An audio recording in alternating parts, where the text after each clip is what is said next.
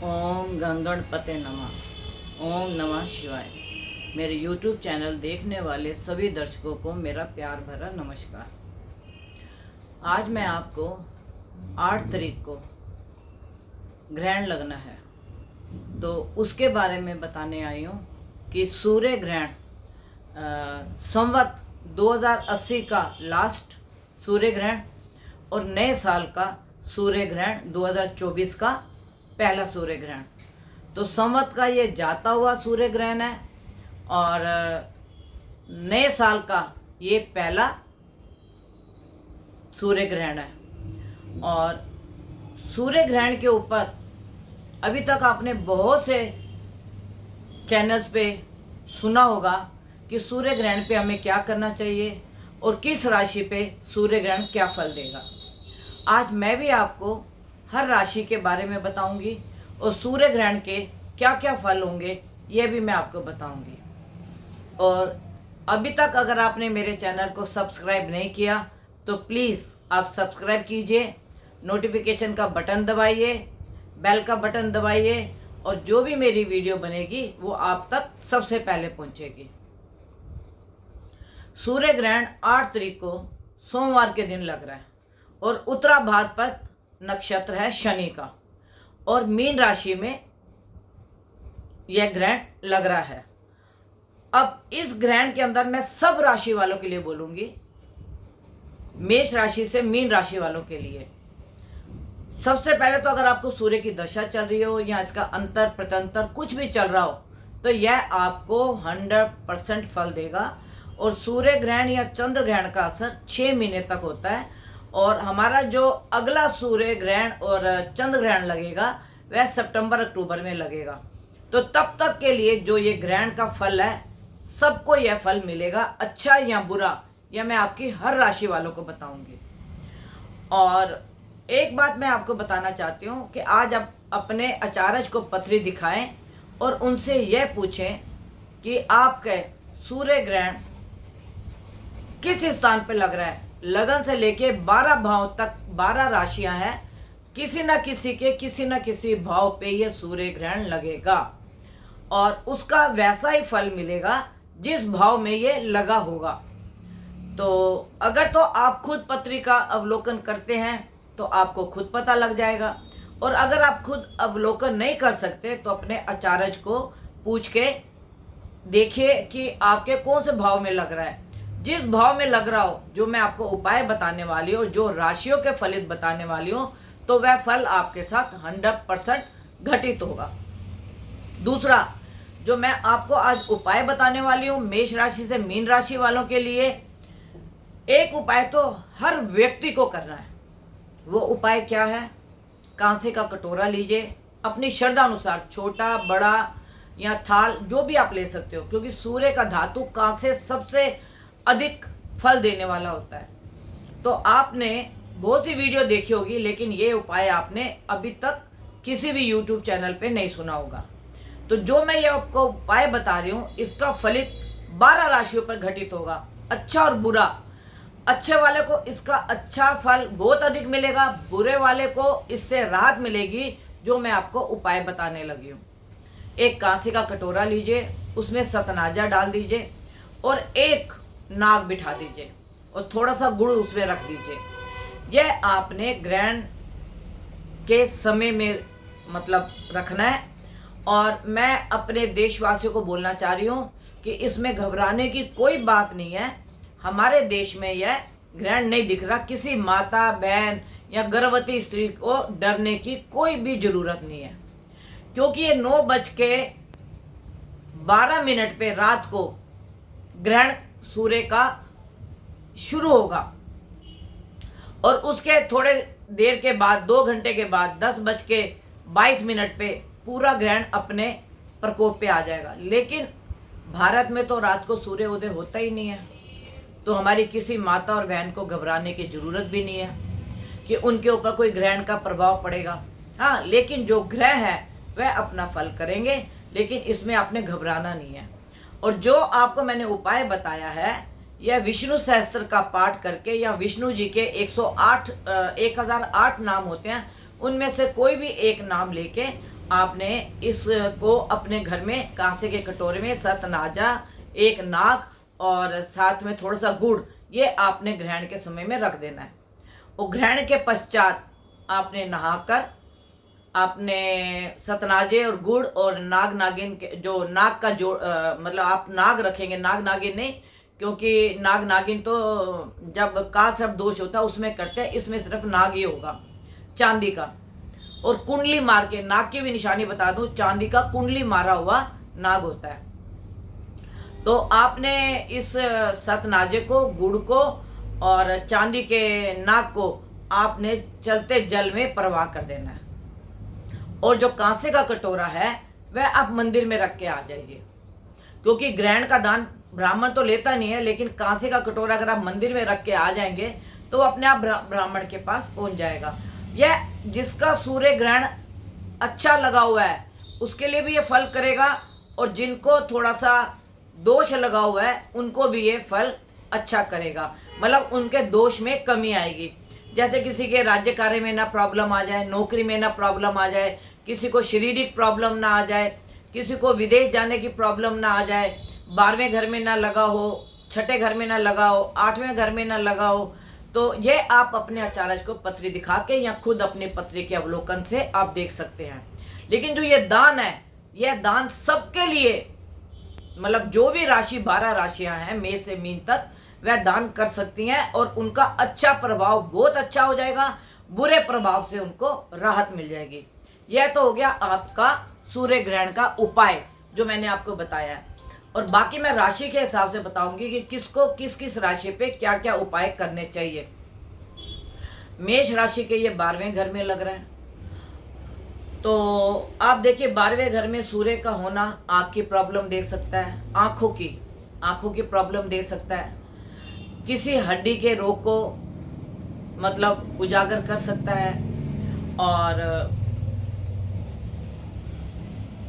सूर्य के द्वारा कहीं आपको अपने कुलीग के साथ या अपने पड़ोसी के साथ कोई ऐसी झगड़े की संभावना ना बन जाए, इसके लिए आपको थोड़ा सा ध्यान रखने की आवश्यकता है मेष राशि वालों के लिए, क्योंकि इनके 12वें घर में लग रहा है। और 12वां घर जो आपको मालूम है कि ये अपमान का होता है, जेल योग का होता है, क्षति पहुंचाने का होता है, तो हमें इन चीज़ों से मेष राशि वालों को बचना चाहिए। फिर आता है आपकी वृष राशि। वृष राशि के ये लगेगा एकादश में। अब एकादश में जब ये लगेगा तो यह आपको धन से लाभ देगा, कारोबार से लाभ देगा, क्योंकि एकादश में कोई भी ग्रह बैठे, क्रू ग्रह बैठे या सौम्य ग्रह बैठे, वह आपको लाभ देंगे ही देंगे। तो वृष राशि वालों के लिए यह ग्रहण का जो समय है लाभदायक है। अगर कोई एक्सपोर्ट इंपोर्ट का बिजनेस करता है तो उसको ऑर्डर अच्छे मिलेंगे। अगर आपकी कोई पेमेंट कहीं पे फंसी हुई है तो आपकी पेमेंट निकलेगी, पेमेंट आपको मिलेगी और आपके कारोबार में वृद्धि होगी। ये वृष राशि का है। मिथुन राशि के ये 10वें स्थान में बैठेगा। 10वां स्थान किसका होता है? कर्म का होता है हमारे। तो कर्म में आपको अपने बॉस के साथ, अपने कुलीग के साथ आपको थोड़ा ध्यान रखना पड़ेगा। प्रॉपर्टी और व्हीकल आपको थोड़ी ध्यान से चलानी पड़ेगी, क्योंकि वहां से ये चौथे सुख स्थान को देखेगा तो आपके सुख में कमी करेगा।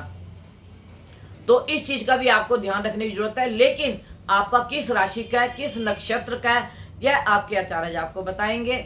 और अगर आपका राशि या नक्षत्र शत्रु का है तो आपको थोड़ी संभावना रखने, मतलब प्रिकॉशन रखने की जरूरत है। और वाणी पे थोड़ा सा आपको मीन राशि वालों को कंट्रोल करने की जरूरत है, क्योंकि राहु की वाणी के ऊपर दृष्टि पड़ेगी और वाणी पे दृष्टि पड़ने से आपके वाणी के द्वारा कोई कार्य में नुकसान हो सकता है।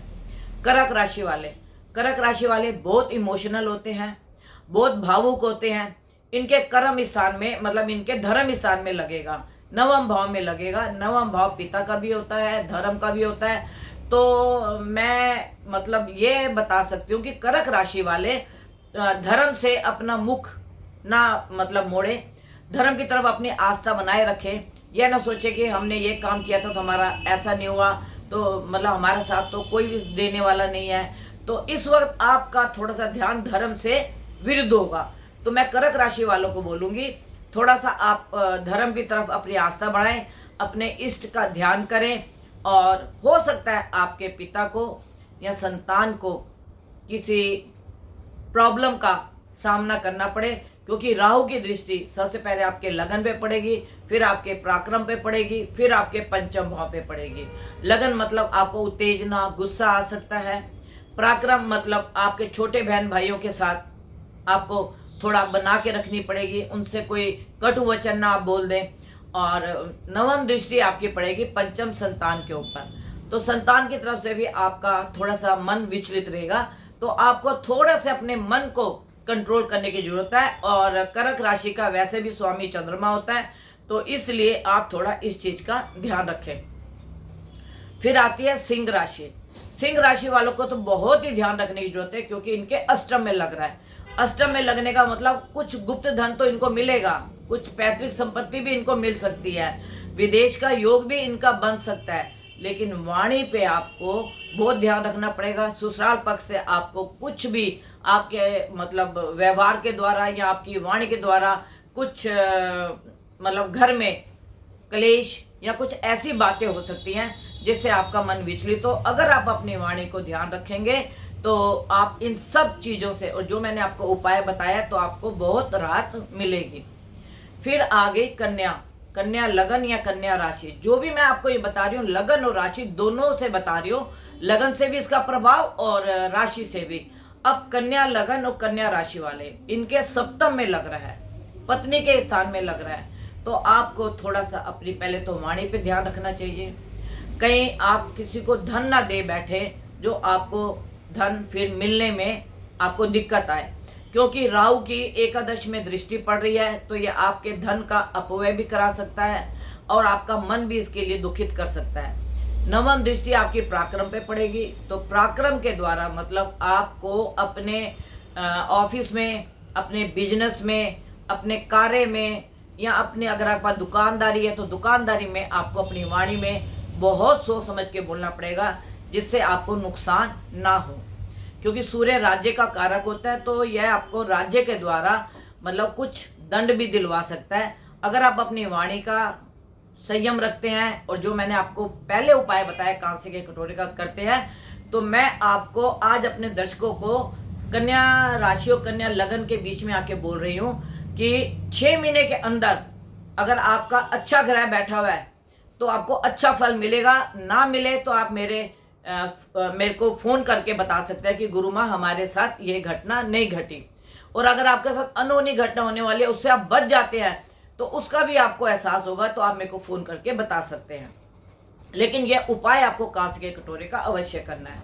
और कन्या लगन और कन्या राशि वालों के लिए मेरा एक है, वाणी पे बहुत कंट्रोल रखना है, और अपने कुलीग के साथ और अपने पार्टनर के साथ और अपने स्पाउस के साथ आपको बहुत संभल कर चलने की है, क्योंकि आपके 7वें घर में राहु के साथ सूर्य का दोनों क्रूर ग्रह आपके सप्तम में आ रहे हैं। तो अगर तो कन्या लगन वाले पुरुष हैं तो उनकी पत्नियां इस समय में बहुत हैवी होंगी, और कन्या लगन की अगर स्त्रियां हैं तो उनके पति बहुत उस वक्त हैवी होंगे, डोमिनेट होंगे। तो मतलब इसलिए मैं आपको बताना चाह रही हूँ कि आप लोग अपने मतलब कुंडली अपने आचार्य को दिखा के और आप देख लीजिए कि आपके साथ ऐसी घटना तो नहीं होने वाली है। फिर आपकी आती है तुला राशि के, ये आपके आएगा 6ठे घर में। तुला राशि के आपके आएगा 6ठे घर में।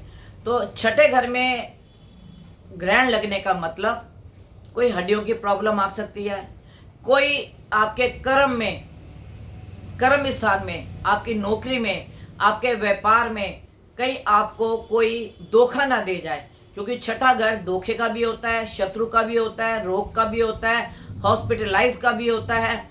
तो उस जगह में आपका ग्रहण लग रहा है, तो आप इस चीज का थोड़ा ध्यान रखें। और अगर जो विदेश में जाने वाले हैं, अगर उनका सूर्य ग्रहण मतलब अच्छी राशि का बैठा हुआ है, अच्छे नक्षत्र का बैठा हुआ है, या उसको कोई शुभ ग्रह देख रहा है, तो आपका विदेश का भी योग बन सकता है। इसके बाद आपके आती है वृश्चिक राशि। वृश्चिक राशि वालों के लिए यह आपके लगेगा पंचम में, संतान के घर में। अब पंचम से आपके पहला तो दृष्टि पड़ेगी इसकी नवम भाव में, भाग्य के स्थान में। अगर आपका जन्म का सूर्य और राहु अच्छे पड़े हुए हैं तो यह आपके भाग्य में बढ़ोतरी करेगा।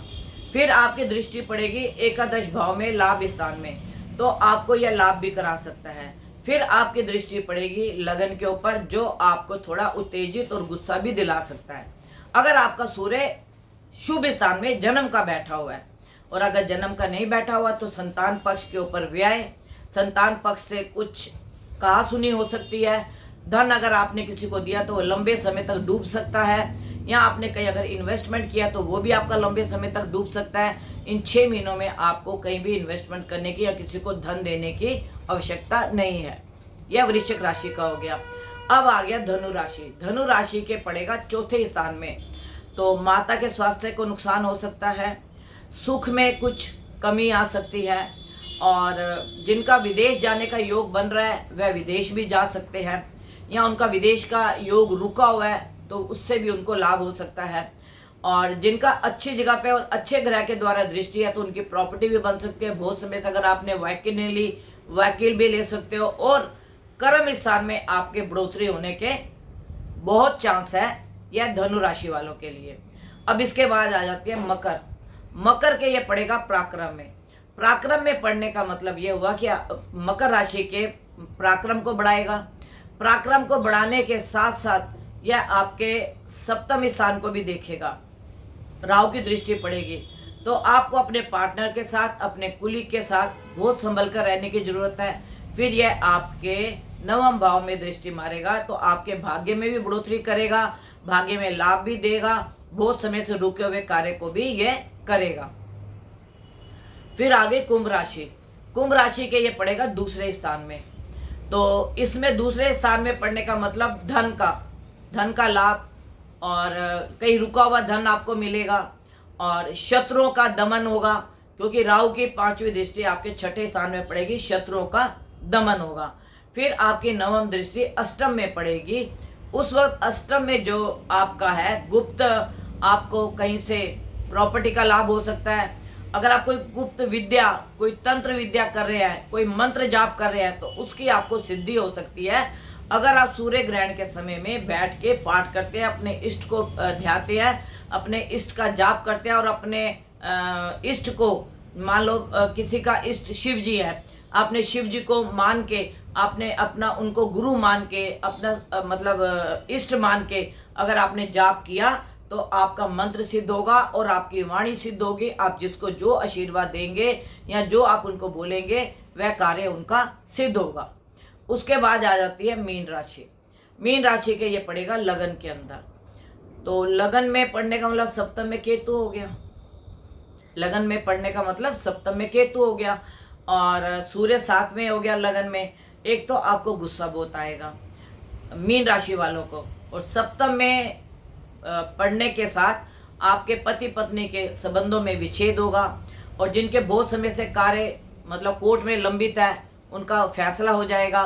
और दूसरा, आपको अपने कुलीग से बहुत संभल कर रहने की जरूरत है, अपने स्पाउस के साथ बहुत सोच समझ के बात करने की जरूरत है। पंचम में राहु की दृष्टि पड़ेगी तो संतान पक्ष से भी आप कुछ चिंतित होंगे, या यहाँ संतान का कोई कार्य नहीं बन रहा होगा, या संतान का कोई विदेश का कार्य रुका होगा, उसके भाग्य में बढ़ोतरी नहीं हो रही होगी, और उसको मतलब भाग्य में जो रुकावट आ रही होगी उसके कारण भी आप बहुत विचलित हो गए। मीन लगन, मीन राशि वालों के लिए तो मैं अपने दर्शकों को एक बात कहना चाहती हूँ कि जो मैंने आपको उपाय बताए हैं, एक तो आप वो कांसे का उपाय कीजिए। इससे अगर आपको लाभ या मतलब हानि से आप नहीं बचते तो आप मेरे फोन नंबर पे आप मेरे से कांटेक्ट कर सकते हैं और आप मेरे से पूछ सकते हैं। दूसरी बात, इस समय में जनता और सरकार आमने सामने होगी। ये 6 महीने का समय होगा जिसमें जनता और सरकार आमने सामने होगी। सूर्य जो है हमारे राजा को भी बताता है, तो राजा हमारा कौन हुआ? Prime minister. तो जनता को कुछ उनके निर्णयों से मतलब उनके साथ नहीं होंगे, लेकिन मैं आपसे एक बात हर वीडियो में हाथ जोड़ के विनती करती हूँ कि आप देखिए, जो सरकार निर्णय लेती है वह हमारे फायदे के लिए होता है। आपको आज नहीं तो तो आगे चल के पता लगता है कि यह सरकार ने जो निर्णय लिया है हमारे लाभ के लिए है। तो आप अपने भाई बहन, अपने पति, किसी को भी ऐसे जो उपद्रव के रास्ते पे जाए, सरकार के बात का कहना ना माने या उसको सोचे ना ठीक से, तो मैं बोलूँगी सरकार फिर सख्त से सख्त निर्णय लेगी, क्योंकि ये राहु के साथ में ग्रहण है। तो इसके अंदर फिर बाद में आपको पछताना पड़ेगा। तो मैं अपने दर्शकों को बताना चाहती हूँ, कोई भी दर्शक सरकार के निर्णय को माने, समझे और किसी भी उपद्रव में मतलब लोगों के साथ सम्मिलित ना हो, कि जिससे आपके माँ बाप को, बहन भाइयों को, पत्नियों को बाद में सारे इन झमेलों से निपटना पड़े। तो आप लोग जो भी है सरकार की मदद करें, सड़कों पे ना निकले। आगजनी की संभावनाओं की भी बहुत मेरे को लगती है, और कहीं कहीं पे भूकंप की संभावना लगती है। अब यह ग्रहण हमारे भारत में तो दिखेगा नहीं, ये इंग्लैंड में दिखेगा, अमेरिका में दिखेगा, कनाडा में दिखेगा, ऑस्ट्रेलिया में दिखेगा। तो जिन देशों में दिख रहा है वहाँ पे आप देखिए, वहाँ पे बहुत से आपको ऐसे उपद्रव नजर आएंगे, क्योंकि ग्रहण का प्रकोप वहाँ पे बहुत अधिक होगा। मैंने अपनी पिछली वीडियो में भी बोला था कि कहीं पे फ्लाइट में आग लगेगी, कहीं समुद्री जहाज पकड़े जाएंगे, उसके अंदर भी कोई चोरी या कोई गलत काम हो रहे होंगे। तो आपने सुना भी होगा, और मतलब टीवी में भी न्यूज़ में आया था कि हमारा एक जहाज जो था उसको आग लग गई थी, और समुद्री जहाज भी हमारे कई पकड़े गए, मतलब हमारे नहीं, कई देशों के, मतलब जो ये गलत कार्य में लिप्त थे। तो मैं अभी भी बता रही हूँ, समुंदर से रिलेटेड आपको बहुत से ऐसे केस मिलेंगे जो कि उजागर होंगे, जिनका कि गलत कनेक्शन होगा। और फ्लाइट में भी मुझे आग लगने की, किसी भी देश का, ये नहीं कि भारत की मैं बात करूँ, किसी भी देश का फ्लाइट में भी आग लगने की संभावना नजर आती है, और सड़कों पे उपद्रव होने की संभावना नजर आती है। तो इस चीज का आप लोग बहुत ध्यान रखें। और मैं अपने दर्शकों से एक ही बात बोलूंगी कि अगर आप इन सब चीजों का ध्यान रखोगे तो आपके घर में कोई भी आपदा विपदा नहीं आएगी। और मेरी अगली वीडियो होनी थी नवरात्रों पे, तो नवरात्रों के तो मैं आपको इसी वीडियो में बता देती हूँ कि 9 तारीख से हमारा नवरात्रा है, और केतु के नक्षत्र में उस दिन बुधवार का, मंगलवार का दिन होगा, और केतु का नक्षत्र होगा। तो आप 12 सवा 12 के बीच में अपनी ज्योत को जला सकते हैं, और 5 मेवे, नारियल, कलश, फूल और माला और इत्तर और कमल के फूल और कमल कट्टे की माला पे आप जाप करें, और 9 दिन माता को बड़े अच्छे से रिझाएं, क्योंकि मंगलवार का दिन है, केतु का नक्षत्र है। 12:15 पौने 12 से लेके सवा 12 के बीच में आप कलश स्थापित कर सकते हैं। तो नवरात्रों की तो मेरे को बहुत बड़ी वीडियो नहीं थी, तो मैंने इसीलिए इसी वीडियो में आपको बता दिया कि आपको नवरात्रों के में कौन सा नक्षत्र होगा और कितने बजे आपको ज्योत जलानी है। और बीच में अगर मुझे कुछ ऐसा एहसास हुआ कि मुझे नवरात्रों के लिए कुछ बोलना है, तो मैं उससे पहले आपको एक वीडियो छोटी सी आके जरूर दूंगी। और अभी तक मैं आपको जितना भी मैंने ग्रहण के बारे में बताया, इसको सोचे समझे और उसी हिसाब से आप कार्य को करें, और आप और आपका परिवार खुश रहे, सुखी रहे, तंदुरुस्त रहे, और आपकी सबकी मनोकामना माता रानी पूरी करे। पहले आप ग्रहण से बचे, ग्रहण के उपाय कीजिए, उसके बाद माता रानी आप सबके घर में आ रही है, खुशियाँ ला रही है, और खुशियों की झोली आप फैलाएं और माता रानी से अपनी मनोकामना मांगे, और माता रानी सबके घर के भंडारे भरेगी। और ये मैं आपसे हाथ जोड़ के विनती करती हूँ कि जो भी लोग उपद्रव में शामिल होने की कोशिश करेंगे वह अपने परिवार को दुखी करेंगे। तो आप और आपका परिवार सुखी रहे। और मैं आज अपनी वीडियो को यहीं विराम देती हूँ, और जो मेरे से मिलना चाहता है या मेरे से कांटेक्ट करना चाहता है वह मेरे से 9810930691 9999333836 इसके ऊपर मेरे को फ़ोन कर सकता है 11 बजे से 4 बजे के बीच में।